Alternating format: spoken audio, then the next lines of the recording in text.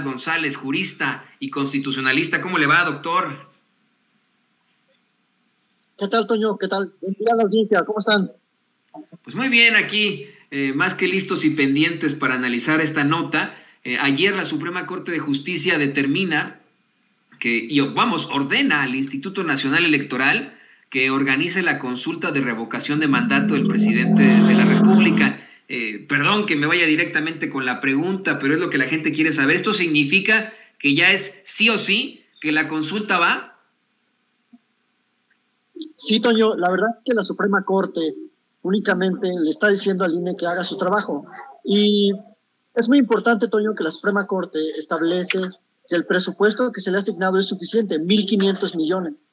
Yo creo que es muy razonable que con esa cantidad el INE pues pueda comenzar los preparativos de la revocación de mandato.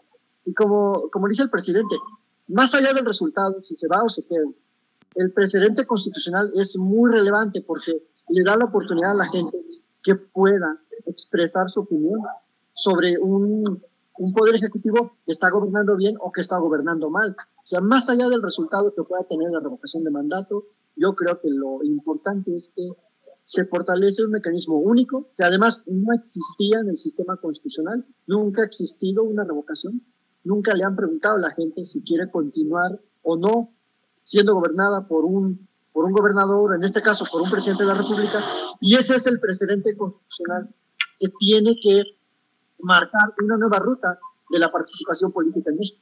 Entonces, la Suprema Corte le dice al INE, tú no puedes suspender los derechos políticos electorales, no están a tu disposición, tú no eres el dueño, tú no tienes el monopolio de los derechos políticos electorales.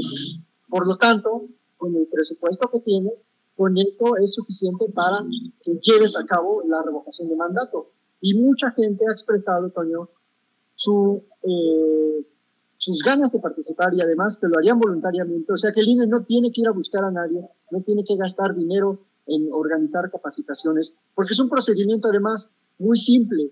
Es si el presidente se va o se queda, no tiene que capacitar más allá de lo que de las personas, de los funcionarios que ya tiene el INE. Entonces, yo creo que la Suprema Corte es muy congruente con lo que dice el artículo 41 de la Constitución y también con esa necesidad que tiene el pueblo de participar en las decisiones políticas fundamentales, Toño, como esta. Doctor, y con esto le pido a mi compañero don David el Grande que nos grabe. Doctor Isaac Tepaz, el presidente López Obrador fue claro esta mañana que todavía existe un proceso. Eso lo informábamos desde muy temprano. Y esto es algo que tal vez el público de Sin Censura no entienda a totalidad. Yo no lo entiendo a totalidad, ¿no? En efecto, usted nos plantea cómo es que la Suprema Corte lo único que está haciendo es decirle al INE que haga su trabajo. Sin embargo, esto sucede después de una impugnación, después de una controversia constitucional en la que dos ministras son las que determinan que el INE tiene que hacer su trabajo. El presidente López Obrador esta mañana hablaba de todavía un proceso. ¿Se viene todavía un proceso en la Suprema Corte de Justicia para satisfacer este postulado de exigirle al INE que haga la consulta para la revocación de mandato?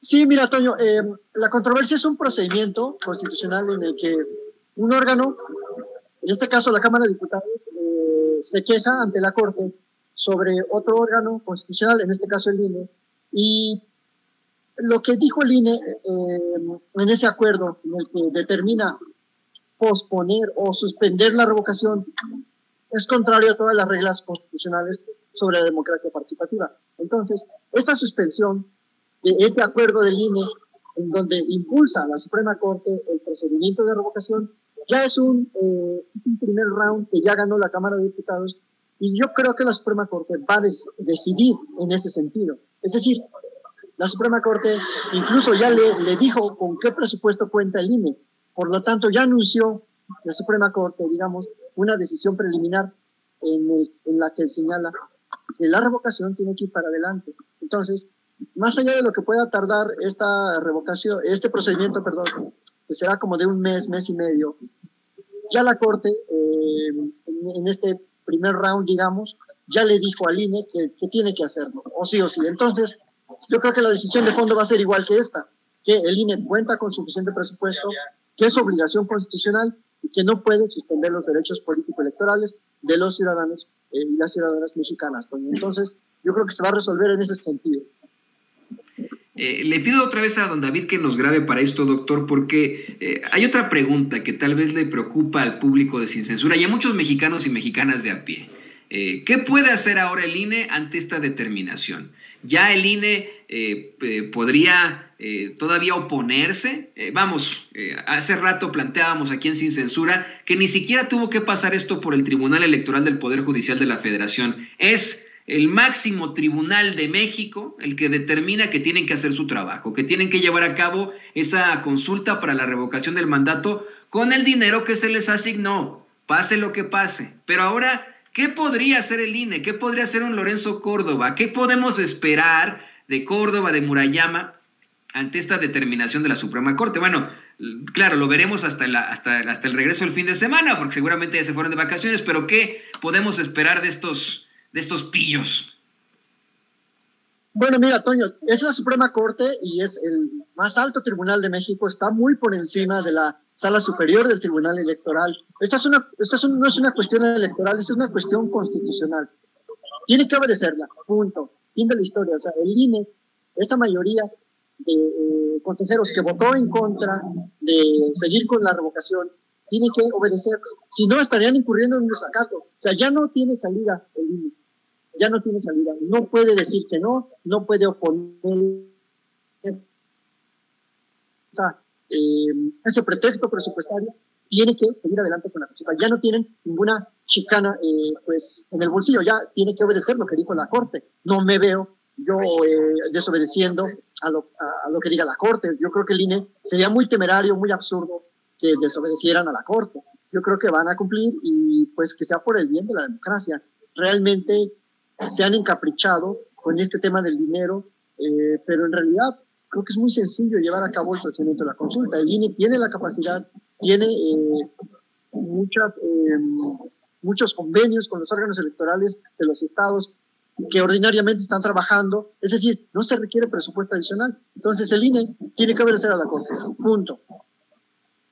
Y ya para terminar, doctor, le pido también con esto a don David que nos grabe. Le hemos preguntado una serie de cuestiones jurídicas, de situaciones con las que nos puede usted explicar como doctor de la ley, como jurista, como constitucionalista, qué es lo que procede, qué significa ante esta determinación de la Suprema Corte de que el INE tiene que cumplir con la revocación del mandato. Pero hace falta también su opinión como mexicano, también como experto sobre esta consulta de revocación de mandato. Usted, ¿qué opinión tiene ante pues las declaraciones, por ejemplo, de un Instituto Nacional Electoral que se opone abiertamente al caso, la defensa que le hacen los medios de comunicación tradicionales, la defensa que le hacen los politiqueros y el clamor del pueblo que busca una revocación del mandato a pesar de los pesares?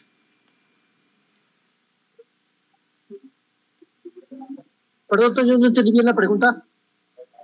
Solamente queremos saber su opinión, doctor Isaac de Paz, ante precisamente su opinión como mexicano, más que como constitucionalista, como experto, su opinión como mexicano ante estas estratagemas de oponerse constantemente a la revocación de mandato y el clamor del pueblo de que exista a pesar de los pesares, porque se ha planteado una y otra vez, ¿no? Se han planteado una y otra vez los contras a esto, una serie de postulados y de argumentos vacíos en esos medios de comunicación tradicionales con los mismos de siempre, y entre estos está el hecho de que si se necesita de una revocación del mandato es cuando el pueblo lo exija, ¿no? Exija remover a un mandatario. Sin embargo, es claro que entre el 65 y el 70% de los mexicanos están a favor del presidente López Obrador. Uno de sus argumentos, de los opositores, es que no es ni siquiera necesaria ante este tipo de situaciones, pero es mi opinión, por ejemplo, que verdaderamente es necesario que se deje un parteaguas, un precedente de este ejercicio